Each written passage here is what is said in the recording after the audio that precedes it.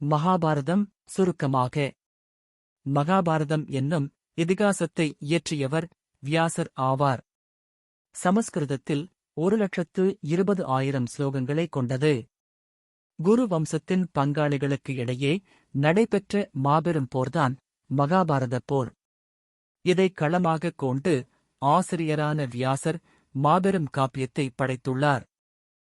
மகாபாரதத்தில் பகவான் கிருஷ்ணன் கீதையை போதித்து வாழ்க்கையின் யதார்த்த நிலையை சுட்டிக்காட்டியுள்ளதால் இதை 5வது வேதம் என்றும் சொல்லுவர். ரிக், யஜுர், சாம, அதர்வண வேதங்களை படித்தவர்கள் கூட புரிந்து கொள்ளுவது கடினம். ஆனால் மகாபாரதம் பாமரனும் படித்து புரிந்து கொள்ளக்கூடியது. சூதாட்டத்தின் கொடுமையை விளக்கக்கூடியது. இந்த வேதத்தை படித்து தன் வாழ்க்கையை மேம்படுத்திக் கொண்டவர்கள் பிறப்பற்ற நிலையை அடைவர் என்பது ஐதீகம். மகாபாரதம் தொடங்குகிறது. சாந்தனு மகாராஜாவுக்கு முதல் மனைவி கங்கை மூலம் தேவவிரதன் என்றொரு மகன் பிறக்கிறான். அதன்பின் மனைவி கங்கை மகாராசா சாந்தனுவை விட்டு பிரிந்து சென்று விடுகிறார்.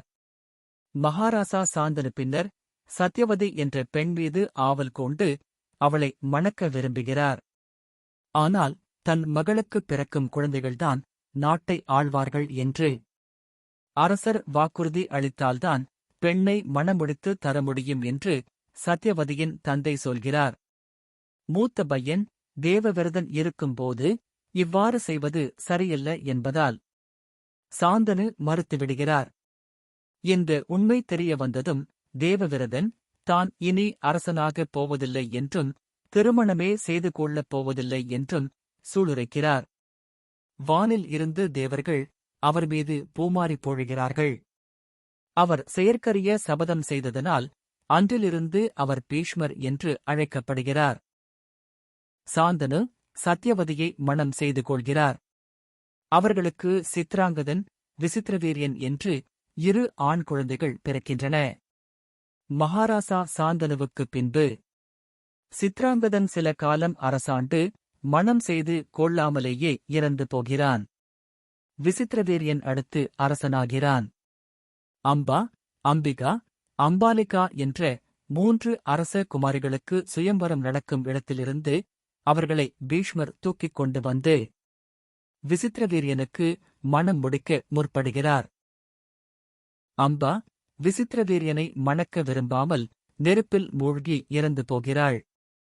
அம்பிகாவையும் அம்பாலிகாவையும் விசித்திரவீரியன் மணந்து கொண்டாலும் அவர்களுக்கு குழந்தைகள் பிறப்பதற்கு முன்னரேயே விசித்திரவீரியன் இறந்து போகிறான். இப்போது நாட்டை ஆள யாரும் இல்லை. பீஷ்மர்தான் செய்து கொடுத்த சத்தியத்தின் காரணமாக நாட்டை ஆள மறுக்கிறார். சத்யவதி வியாசரை வேண்டிக் கொள்ள அவரது அருளால் ராணிகள் இருவருக்கும் குழந்தைகள் பிறக்கின்றன. இவர்கள்தான் திருதராஷ்டிரனும் பாண்டவும். கூடவே அருகில் இருக்கும் வேலைக்காரிக்கும் விதுரன் என்ற குழந்தை பிறக்கிறது. திருதராஷ்டிரனுக்கு கண் பார்வை கிடையாது. பாண்டுவுக்கு தோலில் நோய். திருதராஷ்டிரனுக்கு காந்தாரியையும் பாண்டவுக்கு குந்தி, மாத்ரி என்ற இருவரையும் மணம் செய்து வைக்கிறார் பீஷ்மர். திருதராஷ்டிரன் காந்தாரி தம்பதிக்கு 100 குழந்தைகள் பிறக்கின்றனர். அவர்களின் முதலாமவன் துரியோதனன். இவர்கள் 100 பேரும் கௌரவர்கள் என்று அழைக்கப்படுகின்றனர். குந்திக்கு 3 பையன்கள் யுதிஷ்டிரன் என்கிற தருமர், பீமன், அர்ஜுனன். மாத்ரிக்கு 2 பையன்கள் நகுலன், சகாதேவன். இந்த 5வரும் சேர்ந்து பஞ்ச பாண்டவர்கள் என்று அழைக்கப்படுகிறார்கள். குந்திக்கு ஒரு முனிவர் சில மந்திரங்களைக் கற்றுத் தந்திருக்கிறார். அந்த மந்திரங்களை உச்சரித்தால் தேவர்கள் அருளால் அவளுக்கு குழந்தை பிறக்கும்.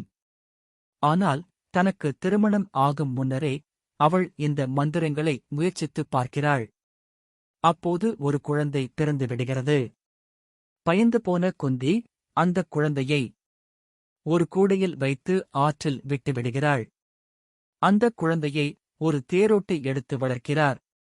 அந்தக் குழந்தைதான் கர்ணன். குந்தியின் மகனாகப் பிறந்தாலும் கர்ணனுக்கு நெருங்கிய நண்பனாக இருப்பது துரியோதனன்தான். கௌரவர்களுக்கும் பாண்டவர்களுக்கும் ஆரம்பத்திலிருந்தே சண்டை. சிறுவர்களாக இருக்கும்போதே போட்டி நிலவுகிறது. இவர்களுக்கு துரோணர் என்ற குறுக்கலைகளை கற்றுக் கொடுக்கிறார். திருதராஷ்டிரன் கண் பார்வை குறைபாடு உள்ளவர் என்பதால் பாண்டுவே நாட்டை ஆள்கிறார்.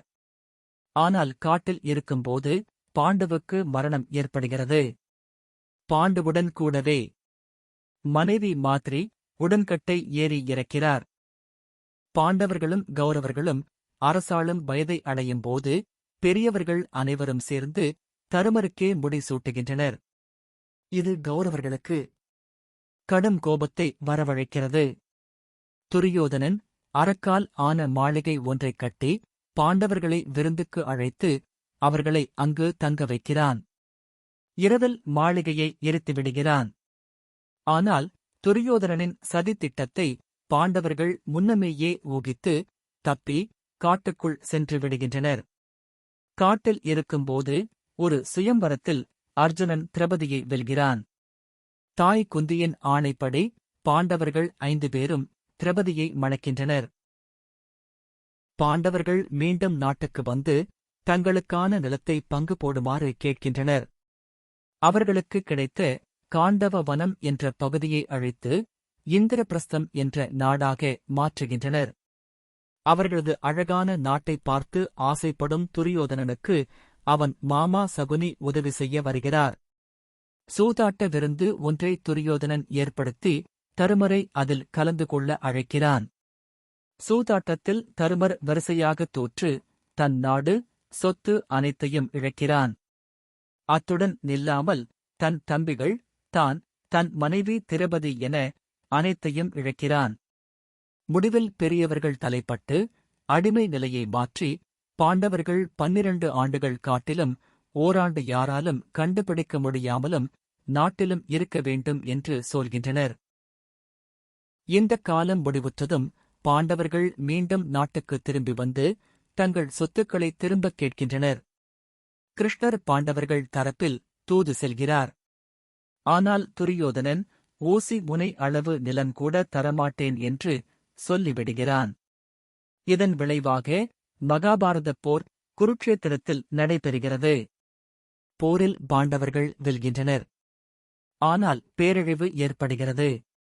இரு தரப்பிலும் கடுமையான உயிர்ச்சேதம். பீஷ்மர் துரோணர் முதற்கொண்டு அனைவரும் கொல்லப்படுகின்றனர். கௌரவர்கள் 100 பேரும் கொல்லப்படுகின்றனர். கர்ணனும் கொல்லப்படுகின்றான்.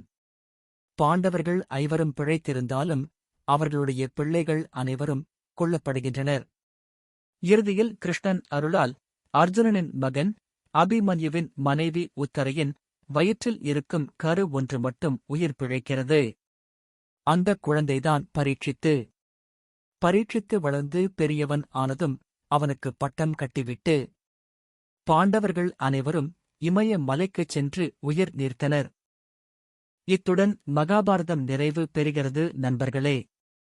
நன்றி, மீண்டும் சந்திப்போம்.